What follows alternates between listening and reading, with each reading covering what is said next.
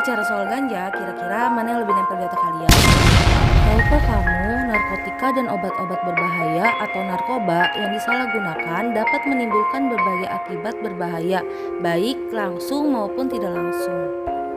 Di Indonesia, ganja dinilai ilegal, bikin kecanduan dan merusak moral bangsa. Tapi, banyak juga yang bilang ganja sebetulnya sangat bermanfaat. Lalu, mana sebetulnya yang benar? Di Indonesia, semua jenis ganja digolongkan sebagai narkotika yang sangat-sangat berbahaya dan bikin sangat-sangat kecanduan. Sejarahnya bisa ditarik pertama kali di Amerika Serikat yang membatasi kepemilikan ganja cuma buat medis dan industri. Ganja juga cuma boleh dimanfaatkan secara sangat terbatas. Itu pun diawasi dengan sangat super ketat. Tapi benarkah ganja sebetulnya seburuk itu? Nyatanya manusia sudah memanfaatkan ganja sejak minimal 5.000 tahun yang lalu. Di zaman kuno, ganja memiliki banyak nama yang dikenal punya banyak fungsi ekonomis. Ganja dulu banyak dipakai sebagai obat dan bukan buat nge-hype. Dalam medis, kegunaan ganja pun tercatat dalam aneka peradaban yang besar.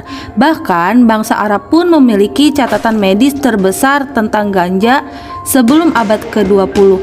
Mulai dari obat cacingan, obat sakit kepala, penambah produksi ASI, bahkan sampai penyembuh tumor.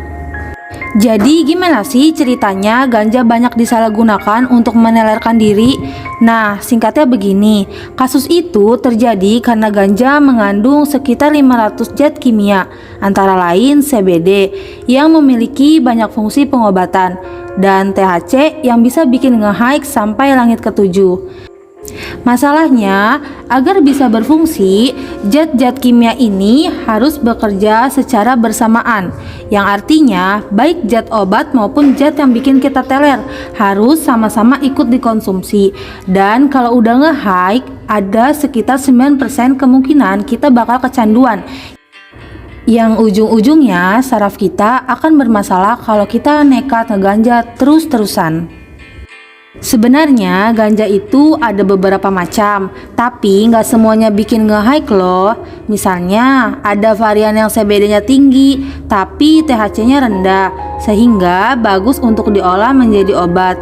Nah, ada juga yang lebih dicari seratnya untuk beberapa aneka bahan produk. Makanya beberapa negara masih mengizinkan penggunaan ganja, asal hanya buat keperluan iptek, medis, dan industri. Tapi sekarang nggak usah mimpi dulu deh buat nanam ganja di pekarangan rumah. Lebih baik nanam singkong aja yang daunnya mirip. Hehehe. Dan seperti biasa, terima kasih.